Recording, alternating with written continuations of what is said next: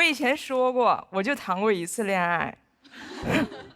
今天我把话说全，虽然我谈过的恋爱屈指可数，但我追过的男人不计其数。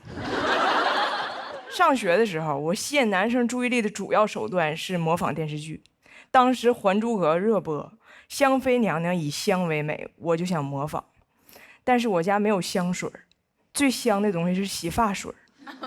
运动会那天，我在头上涂了好多洗发水，结果拔河的时候，天降大雨，全都是泡沫。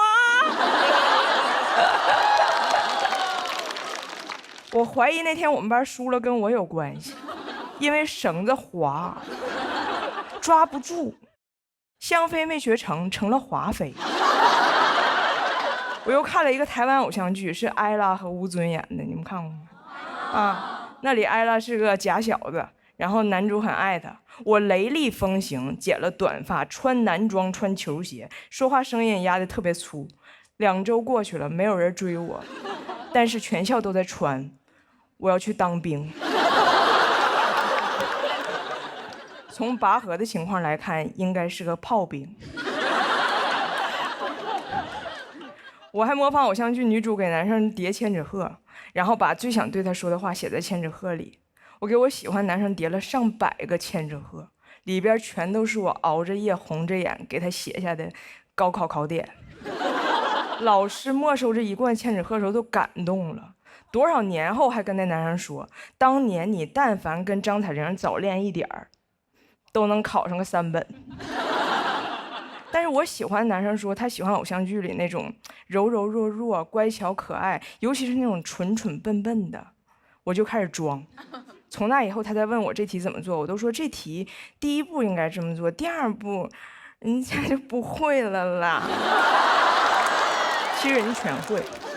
考试考好了也不敢给他看成绩，生怕被他发现。我表面在装傻白甜，私底下可是数理化全来。文史哲也沾，学的可花了。我俩进入了暧昧期，我寻思得加快点速度。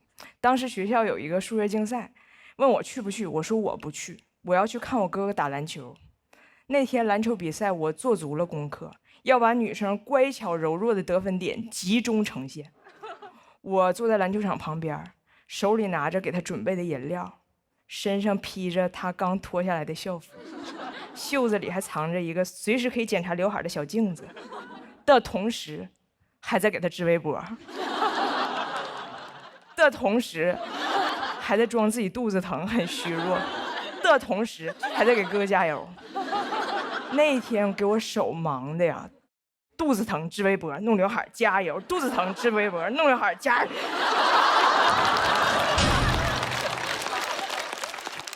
裁判都震惊了，说这学校挺好，比赛还配了一个聋哑解说员。后来我发现我们班那天参加数学比赛的同学获了奖，可以申请高考加分，给我后悔的呀。我就在想，我为啥一直在装弱，就是因为这些剧给我洗脑，让我永远在幻想被一个男人征服，就是被征服。好像我出生没有别的目的，就是被征服。我出生应该就唱着就这样被你征服出生，然后医生剪断我脐带，我说你切断我所有退路。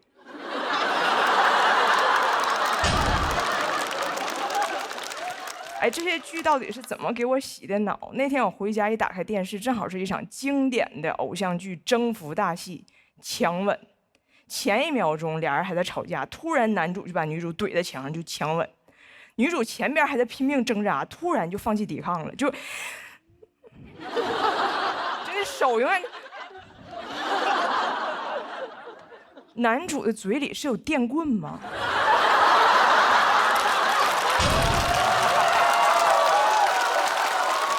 霸总的嘴要是这么好用，还要警察干啥呀？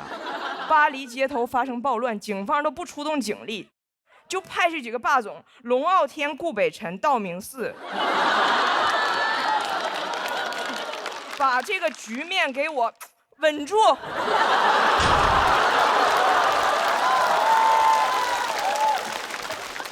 那以后我也不装弱了，而且长大之后我特别怕别人觉得我弱，然后前几年我怀着孕参加了一个节目《奇葩说》，当时所有人都在照顾我，从导演到演员见着我都会扶着我一只手，让我缓缓往前走，也不知道是有喜还是慈禧。我只是怀孕，我又不是黑灯。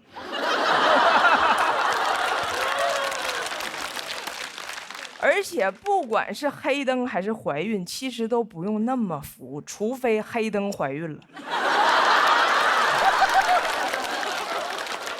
那不服不行。比赛开始了，我的队友还跟节目组说今天情况特殊，我们当然都是正常站着辩论，但是彩铃是坐辩。但是辩论这东西，它坐辩根本就使不上劲儿。他们也是好心，就是怕我万一有啥意外再升在台上，我站起来给我摁下去，我站起来给我摁下去。我想告诉他们，就这个动作最容易生出来。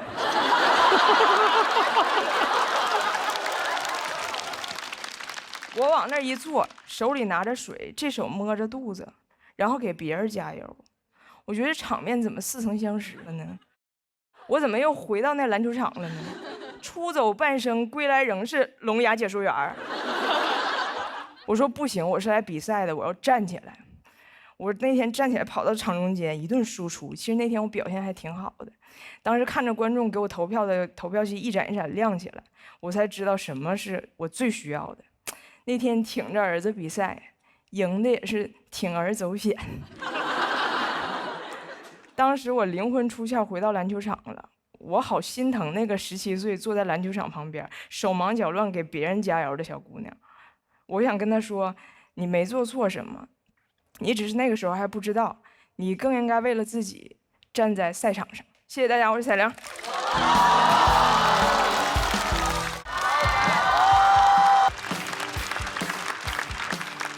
谢谢谢谢。大家好，我是彩玲。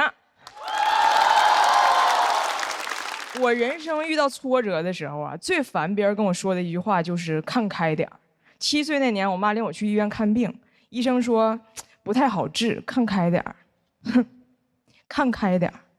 我得的病是斗鸡眼儿，主要症状就是看不开。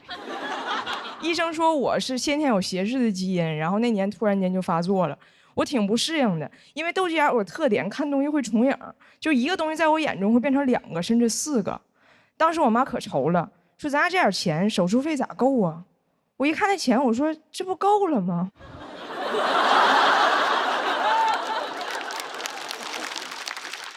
我到现在还记得，3年之后我眼睛治好了，看东西不重影了。然后有一天打开了李清照的词，寻寻觅觅，冷冷清清。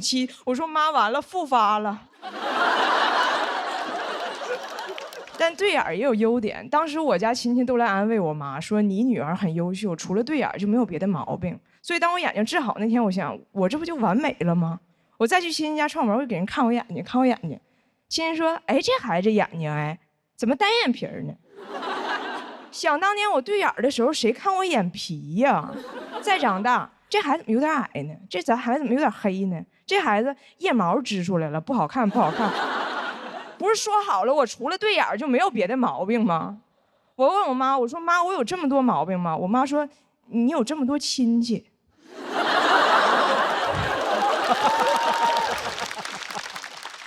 这个世界谁懂啊？他就一定要挑你一点毛病，那你要是努力改变自己去迎合他，你就是给他脸了。你莫不如就抛给他一个大毛病，就没有人挑你小毛病了。我想问，谁看见7个小矮人会说，哎，这几个人牙黄？谁看见伏地魔会说他有灰指甲？谁看见杨过会说，哎，这个人怎么不刮腋毛啊？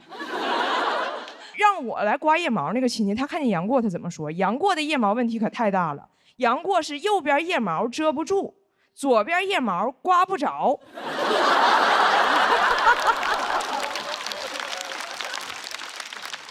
我都理解《神雕侠侣》里那只雕为什么那么喜欢杨过，因为那儿有窝。但是没有人会在乎杨过的腋毛，除了那只雕。雕说，我就喜欢待在这里，这就是我要的夜生活。所以，如果别人总挑你小毛病，那就只能代表你没有大毛病。我职场也是一样，我当时在英国上学的时候，也在一个印度餐厅打工。当时我那个印度老板拖欠我们所有人试用期工资不给，我说我去管他要。他当时在食品库房点货，我说我要钱，他不理我。我说那我申请仲裁，然后转身摔门而去。我这一摔门，一阵冷风，我才意识到这不是普通的食品库房，这是零下10几度的冷库。也就是说，我要把我的印度老板冻成预制咖喱。当时我也很慌，我在门口想密码啥，密码啥，我得打开呀。但是人在慌乱的时候是不可能说英语的，我是不可能在那儿 Oh my God， 我不可能，我在那儿说的都是东北话，而且越着急我越考吃，我在那儿啥玩意儿。我远处的印度同事完全听不懂我在干什么，他们只知道我去找老板吵架了，所以他们以为我是故意把老板锁在了冷库里，然后朝着冷库的门说东方咒语。其实当时我朝着门，我是这样的，我说完了，啥玩意儿，锁里头了咋办呢？锁里头了咋办呢？我这套咒语被我的印度同事模仿了1周，他们是这样的：哇沙，哇沙，哦苏里托里咋办呢？苏里托里哦咋办呢？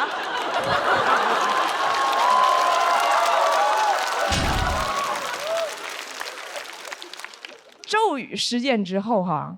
他们就传我精神不好，但是当别人都觉得你精神不正常的时候，就没有人再挑你别的毛病了。以前我老板老挑我不爱笑，现在我笑他都哆嗦。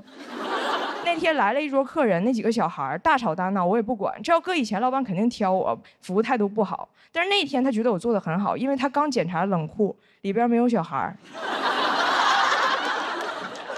以前我总是在想怎么去打动老板，现在想明白了，打就过分了。动一会儿就行。这个大毛病能掩盖小毛病的理论，我沿用至今。前几年我妈生了一场病，现在她完全康复了，啥事没有。但当时有那么2个月，她需要剃光头发，戴假发出门，就老有人挑她，说你这假发看着有点假，多荒诞的挑刺儿啊！这相当于你说，哎，我这指南针怎么老指南呢？我妈当时就很生气，说他们怎么总说我？我说妈，他们就是一定要挑你点毛病。你还记得我小的时候，别人老跟你说你女儿除了对眼就没有别的毛病。你现在往好了想，你就把假发摘了，走在街上，就没有人敢说你有小肚子、外八字儿、驼背，还爱背假包。我妈说谁背假包了？我说妈，你包上写的是喵喵。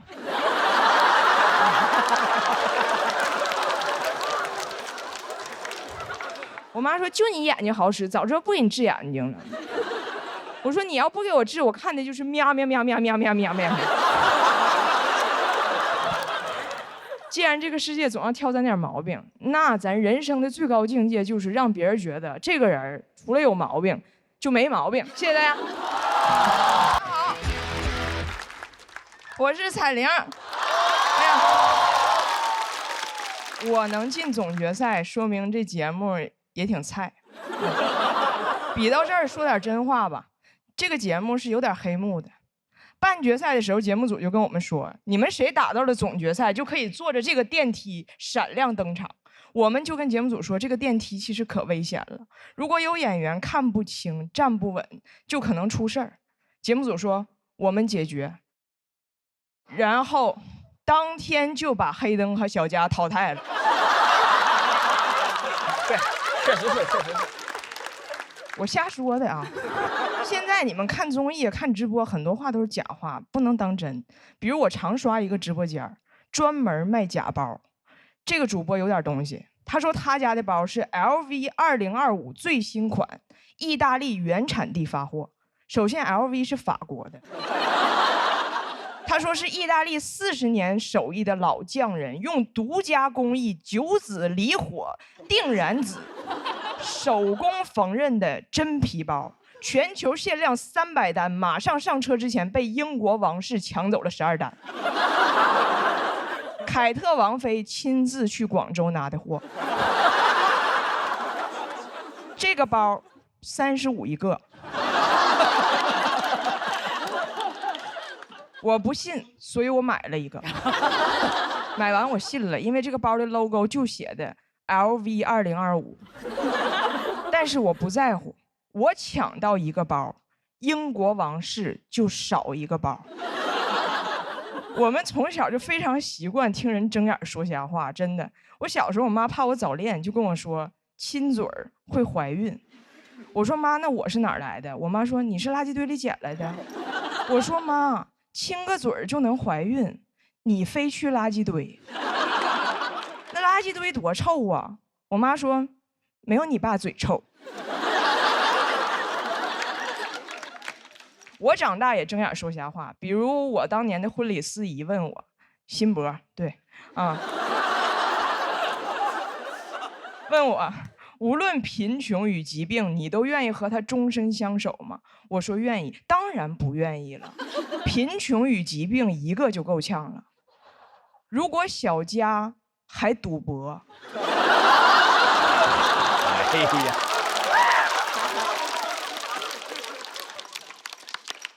那只能再见爱人。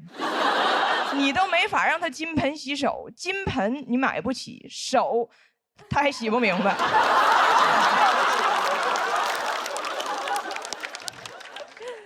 我跟小佳说，我说这个梗你 OK 不？小佳说，你这个还好，他们的更过分。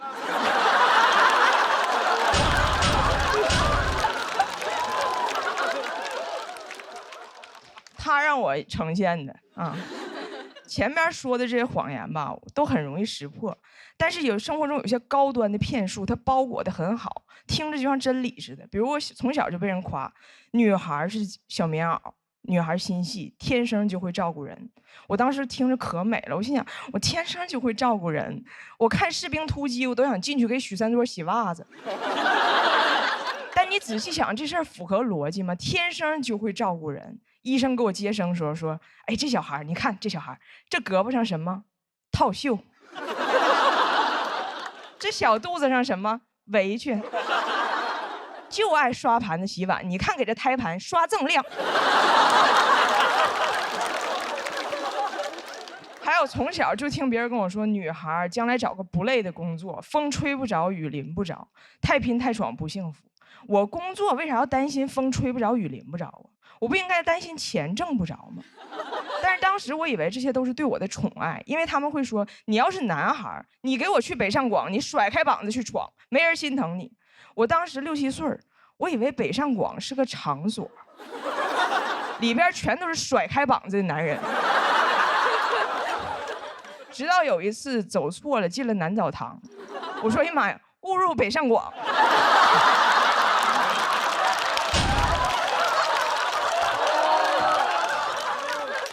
都快吓哭了，然后憋回去了。北上广不相信眼泪。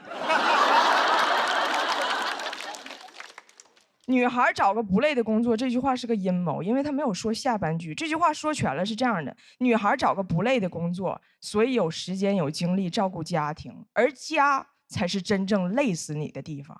也就是说，你有 home， 但是你 home 累死。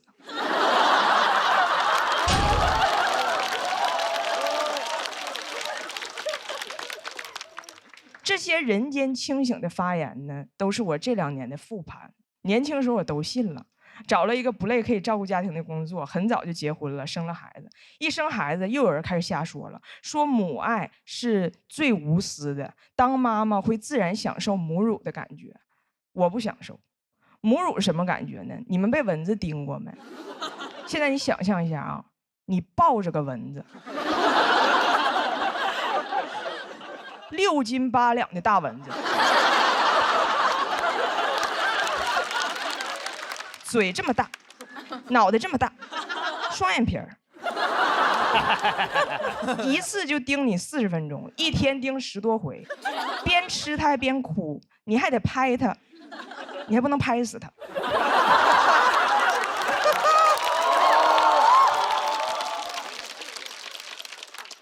我当然爱我的孩子，但有些话真别瞎说。当时我记得有个公众号说，当妈了之后自然就会懂，母乳的幸福感会上瘾。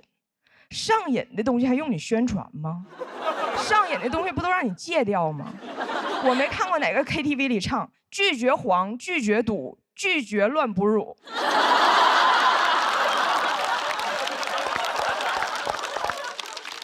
这些谎言会形成一个闭环。我找了一个不累的工作，我赚的就少，我就请不起阿姨，就只能天生就会照顾人。我越照顾人，我越无私，将来就会把钱都花在孩子身上，然后自己去直播间买 LV2025。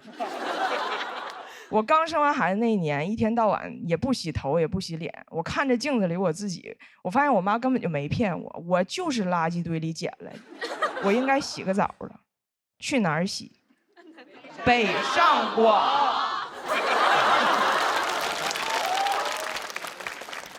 这些年我的生活其实一直围绕着我的家庭。以前也有人问过我，你怎么说啥都离不开你家的事儿？因为我几乎没有我自己的生活，所以今年来这个节目其实就是一个目的，我就是想看看我脱离了我的家人、我的孩子，我到底可以跟我自己说点什么。每说一次，在这台上我都在跟我自己对话，我都无比珍惜。这个世界上有很多谎言，但是今天我说句真话，我有点爱上我自己了。谢谢大家，我彩阳。Hello， 大家好，我是刘洋教主。又走到总决赛第一轮了，去年就是在总决赛第一轮淘汰的，可以说离走完全程就差一点儿。今年就完全不一样了，看了前面的节目就知道了，今年差的不是一点半点。我天，之前的节目上来一轮，上来一个我比一个，上来一个我比一个，比一次我输一次，比一次我输一次。我现在去待定间就跟回家一样。我在待定间唯一的一件事就是给新来的人介绍这个待定间。告诉他们，你看这儿能拿水，这儿这儿能玩手机，这儿你在这儿偷偷哭，别人发现不了啊。我天，真的比一轮待定一轮，我在现场的时间都没有现场观众多。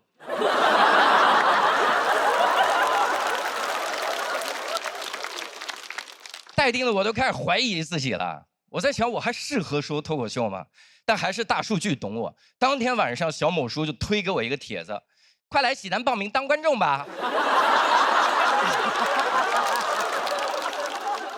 那一瞬间，他不是小某书，他是冒犯的艺术。而且这不是他第一次冒犯我了，他之前一直给我狂推一个2合1的洗发水，希望我来买。2合1洗发水是洗发、沐浴2合1，因为他觉得我是一个懒蛋，我洗澡的时候懒得摁2次瓶子，我说我不买。但他觉得是没有懒到我心坎上，所以开始给我推荐3合1的洗发水，洗发、沐浴、护发3合1。你很难想象一个洗发、沐浴都不分开的人有护发的需求。我说我不买，他最过分的是开始给我推荐5合1的洗发水，5合1，洗发、沐浴、护发、洗脸、剃须泡。我都不敢买，我怕我买了之后打开盒子里面就是块肥皂。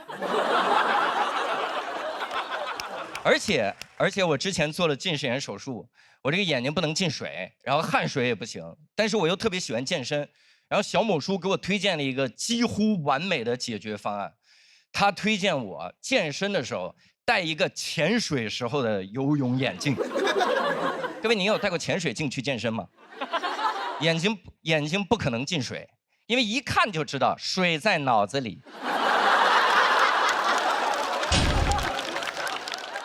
汗水进不了我眼睛，别人也进不了这健身房啊。别人一进来看到我说：“我去，这健身房水这么深吗？”我说我干脆不如我就再背个氧气瓶，我带2脚蹼得了，我穿戴齐了健身得了。因为是这样的，各位，如果我只带潜水镜健身，别人会觉得我是一个有病的人。但如果我穿戴齐了健身，别人只会觉得我是一个迷路的人。我一进健身房说：“哎，海呢？不是，又走错了。哎呦，来都来了，练一组吧。”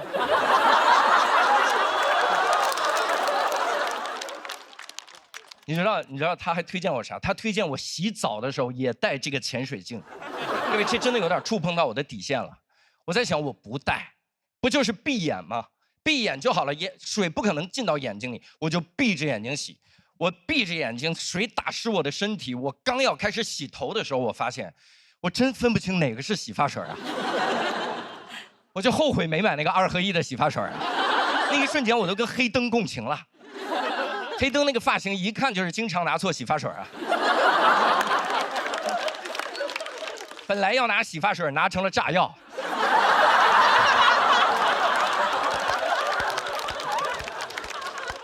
我在想，洗发水上连个盲文都没有，连个盲文都没有。其实有盲文也没用，很多地方有盲文也不解决问题。你比如说电梯的按钮，电梯的按钮上面是有盲文的，这样盲人就知道我要摁几楼了，多完美。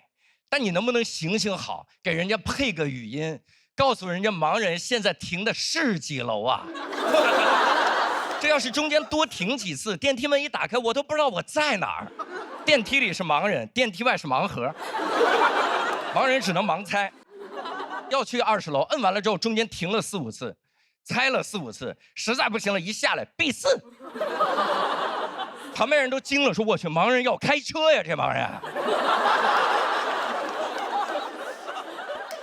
而且我觉得这个世界就是这样的，经常就差一点，就差一点点就解决问题了，就好像我的人生一样。我之前也是，我之前差一点点就学会防身了。我是这样，我是在那个之前有一段时间计划出国演出，然后我说这个老说国外很不安全，我就查一下在国外怎么防身。他们推荐我在国外买一对那个纸虎，纸虎我不知道各位见过没有，就是5个大粗戒指连在一起，就好像你把奥运5环抓在手里了。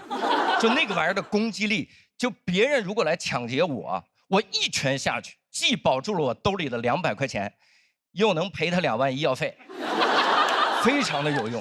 但这个东西买的时候我就在想，我说这玩意儿差一点，差一点点就能防身，因为如果我把它买来，我只能把它放到我的包里，放到包里它就没有了防身的意义。别人一持刀抢劫我，我说 OK， 你还敢抢劫我啊？你不知道我包里有什么吧？啊！哎，我给我一刀啊！这拉链还卡住了，这拉链啊！大哥，你稍等啊！大哥，哎，我这又一刀，大哥，别捅了，大哥，大哥，啊，这里边还有个布袋子，这绳子怎么这么多？大哥，哎呀，别捅了，绳子还卡住了，拿你刀拉一下，刀拉一下，刀拉一下。我后来在想，我干脆学一些那个真正的武术来防身好了。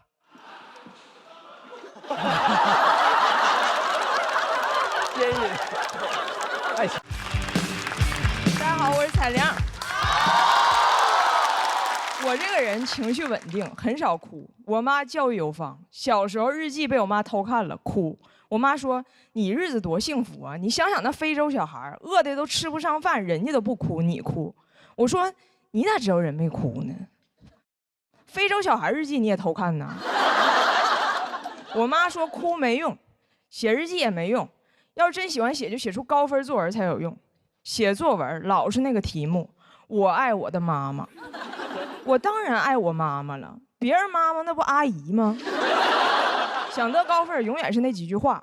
我的妈妈在我高烧的深夜照顾我，在雨中接我放学，为我打伞，淋湿了自己。哎，淋湿的永远是我妈，但发高烧的永远是我。”那年东北旱灾，庄稼旱死了上百亩，我妈被雨淋湿了47次。我妈在哪儿哪儿下雨，铁岭萧敬腾。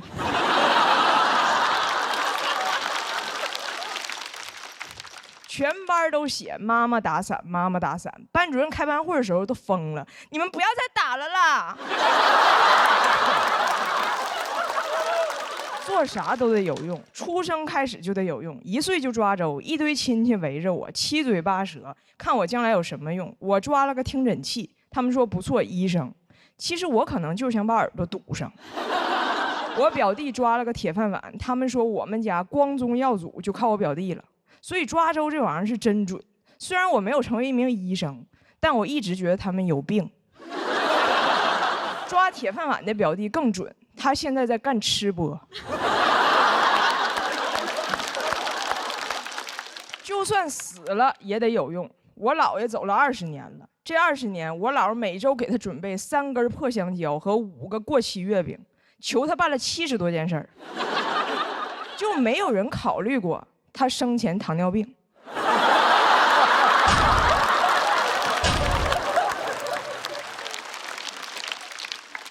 每次给我姥爷烧纸，很少说多怀念他这个人儿，总是让他保佑我们点啥。几年前我要去考试，我姥就跟我姥爷说：“保佑孩子考100分。我考的是雅思，一出分7.5，我姥转身就把月饼撤了。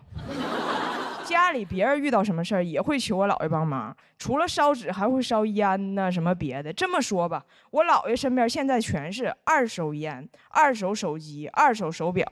我姥爷在那边急需一个转转。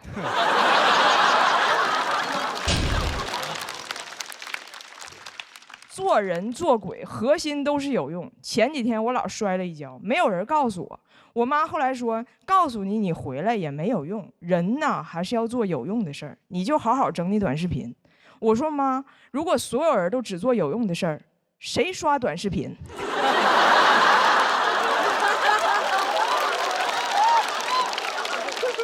就是做那些没用的事儿的时候，我最快乐。前几天给我家柯基修了个蜜桃臀。别人问我花180给狗屁股修那么好看有什么用？我说没用，但是我开心，因为我没法花180给自己修一个好看的屁股。凭啥非要有用啊？没用的人活得更爽。你看咱们这个节目啊，最有用的是摄影大哥，他不录这节目纯白眼。其次是观众，你们不笑这节目纯尬眼。最没用的就是气氛组嘉宾。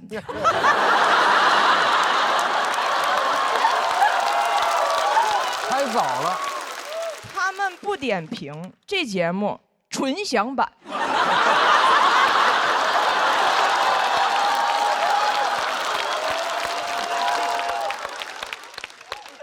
但是我们有谁比他们过得好？我们每天都在努力做一个有用的人，干有用的事儿，好累呀，不想有用了。直到今年第1轮比赛的头一天，突然看到一条新闻，言之凿凿说小行星即将撞击地球，导致世界末日。我说，哎，要是真的，怎么还有种解脱感？就是不是我主观不努力啊，是客观不允许了。这就好比公公婆婆天天催着生孙子，结果一觉醒来绝经了。那种精神状态就是绝子。我说小行星，你可说准了，来啊！那一夜我灵魂狂欢，什么有用都没用。看见别墅废墟，看见豪车废铁，看见富航狒狒。我还真走了。不努力了，什么喜剧之王单口季不去，另一个节目也不去，地球都要熊熊大火烧焦了，那爱奇艺的节目和腾讯的节目都会糊。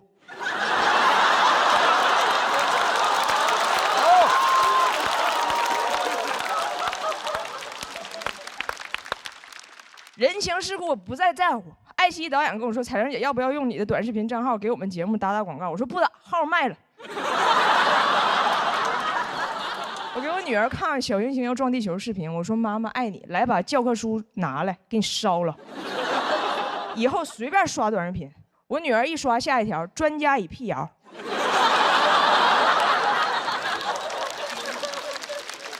我说写作业去，把火也灭一下。我女儿说妈妈那你呢？我说我看喜剧，爱奇艺喜剧之王单口季，花小钱看大戏，连续包月更便宜。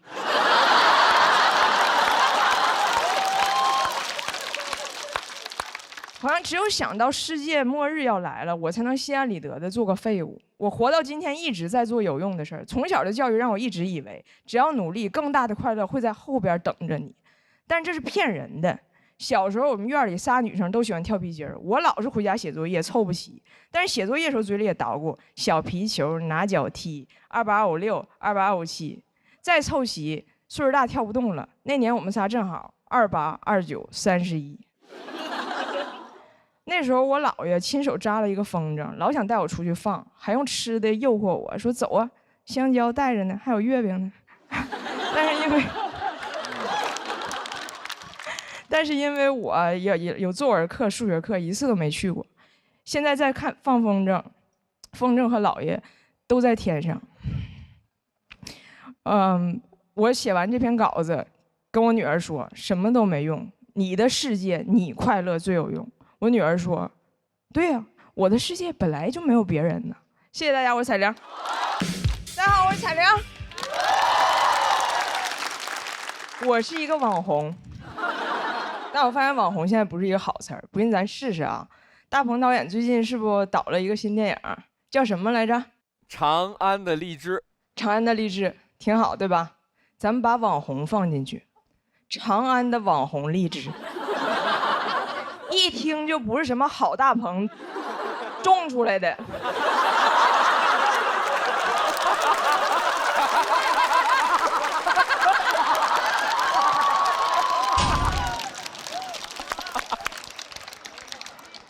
但是我就是一个网红，所以每次我参加活动，主持人介绍我的时候，就会非常煞费苦心。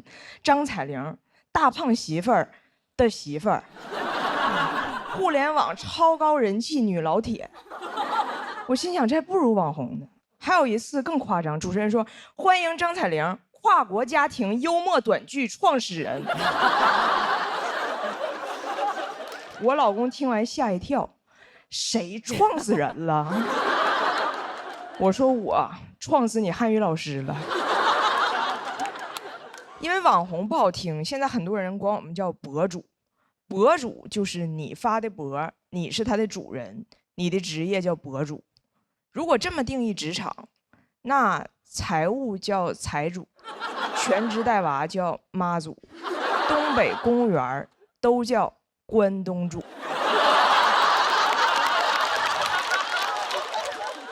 作为短视频博主，收获了非常多的点赞，所以现在很多人问我，彩玲短视频到底有没有流量密码？我今天说句掏心窝子的话啊，你别想那些歪门邪道，你就踏踏实实沉下心来，嫁个精神病。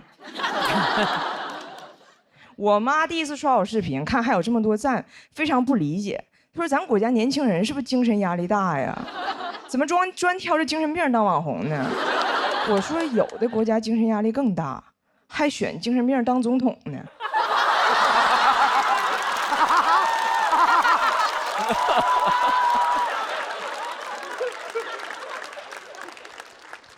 做短视频之后，我也成了个精神病。不知道你们听没听过？我以前说过一个事儿，就是讲我这个外国老公第一次来中国上蹲便不会蹲，我还得教他。对，我教他，我说双腿弯曲，重心下沉到极致。他一个努力跪下了，然后怕弄脏，把衣服一件件都脱了挂门上了。看着他的厕所上的一丝不挂啊，这要搁以前我早发火了，现在我想早发早火了。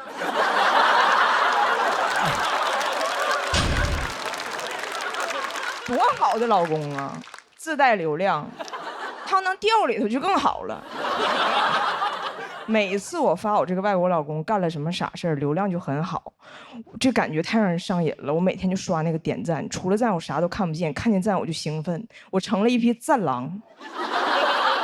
但如果发别的内容，流量就一般。为了这个事儿，我还找了一个网红前辈去请教。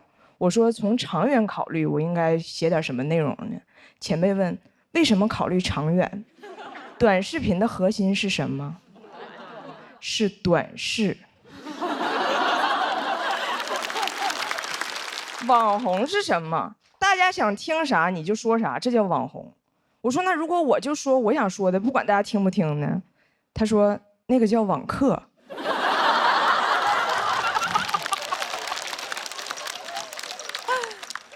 前辈说网红的优点就是流量大，号说火就火；网红的缺点是寿命短，号说封就封。哎，听完他那番话，每次我听到那个卫生巾广告，我都感觉非常恐惧。不管流量多大，都能瞬间消失。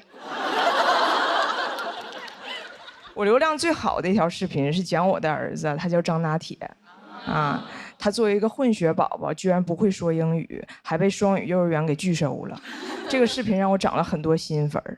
我正乐呢，前不久张拿铁突然开始说英语了，塌房了。祸不单行，茅房传喜讯，我老公会蹲了。听着儿子英语发音准确无误，看着老公在厕所蹲得稳如泰山，我心想这日子没法过了。哎，你们这么正常，我发啥呀？是你们自我成长的时候吗？你说一个好好的外国小孩怎么还说上外国话了呢？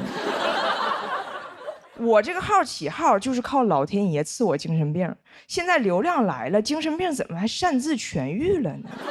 我觉得王菲春晚那首歌就是给我唱的，世界赠予我，也赠予我，赠我一场病，又慢慢痊愈姚风铃，他俩痊愈谁疯了？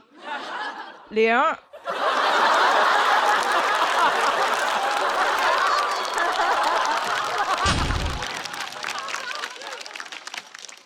我都没敢跟家里老人说我是网红，我爷是听邻居说的，问我啥叫网红啊？我说这么解释吧，电视上给你演的叫明星，手机上给你演的叫网红。我爷说，那你啥时候能从网红变明星呢？我老公说，现在呀，投屏。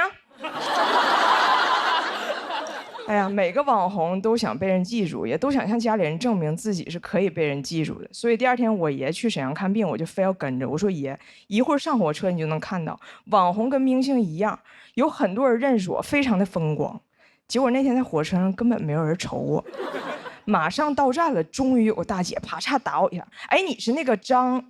我心想，证明自己的时刻到了。大姐说，你是张铁林。哎，不对，那是皇阿玛，那是皇阿玛。你别说啊，我能想起来，你别说，我能想起来。然后她转身开始打她老公。哎，老公，他叫啥来着？他是啥来着？我老看他，你帮我想一下。哎呀，他有个儿子，他儿子可荒诞了，可愁人了。网友都拿他儿子玩梗，他叫啥来着？她老公说啊，我想起来了，我想起来，想起来，他叫那个向太。